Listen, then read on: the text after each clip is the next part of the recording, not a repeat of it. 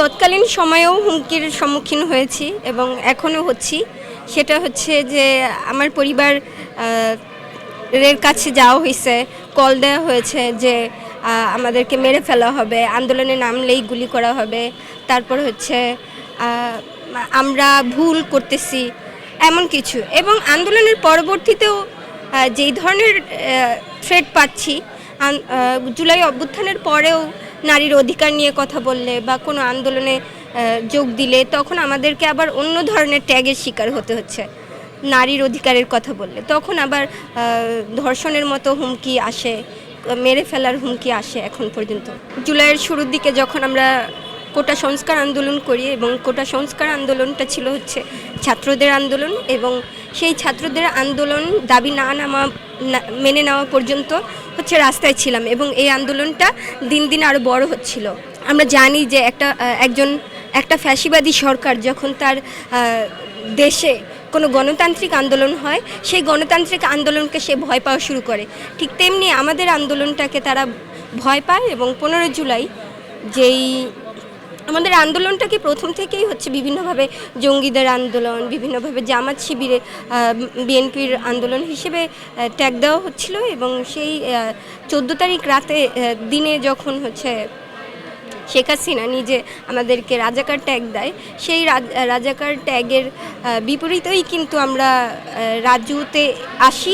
সেই ক্ষোভটা থেকেই আমরা বলি যে তুমি কে, আমি কে, রাজাকার রাজাকার। কে বলেছে স্বৈরাচার স্বৈরাচার, বা তুমি কে, আমি কে, রাজাকার রাজাকার, সে কে, তারা কে, স্বৈরাচার স্বৈরাচার। তো এই স্লোগানগুলোই আমাদের মুখে ছিল।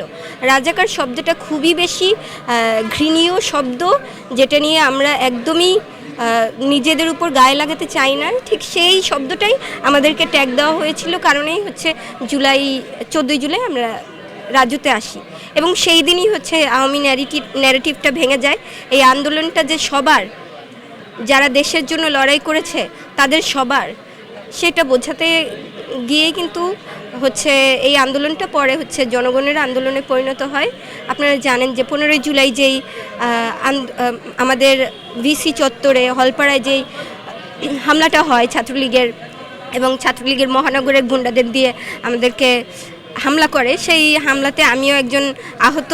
এবং আমাদেরকে এমনভাবে মারছে যে আমরা মিছিলের শুরুতেই দেখবেন যে সামনের দিকে মেয়েদের অবস্থান, কারণ আমাদেরকে ঢাল হিসেবে রাখতো। এবং হচ্ছে জানেন যে মেয়েরা সামনে থাকলে অবশ্যই মানুষের হাত পা কাঁপে নর্মালি, যে মারবো, নৃশংসতা একটু কম হয়।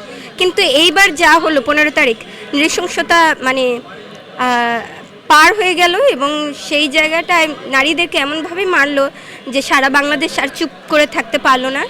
এবং সেই সময়ে হচ্ছে আমাকে হচ্ছে ইট দিয়ে মারা হয়েছিল, মুখ থেতলিয়ে দেওয়া হয়েছিল, তারপর হচ্ছে হাত পায়ে লাঠি দিয়ে মারা হয়েছিল। জুলাই কন্যা যারা ফ্রন্টলাইনার ছিল, শুধু কেবল তারাই কিন্তু জুলাই কন্যা না। আমাদের বাংলাদেশের যতজন স্কুল কলেজের নারীরা ছিল, মিছিলের আগে থাক পরে থাক, মানে মিছিলে গেলেই সে হচ্ছে জুলাই কন্যা। এইটা তো এমন না যে মানে কয়েকজনের মাধ্যমেই এই আন্দোলন হচ্ছে সফল হয়ে গেছে। সবার হচ্ছে সব ধরনের, সব শ্রেণীর মানুষের অংশগ্রহণের মাধ্যমেই এই আন্দোলনটা হচ্ছে সফল হয়েছে।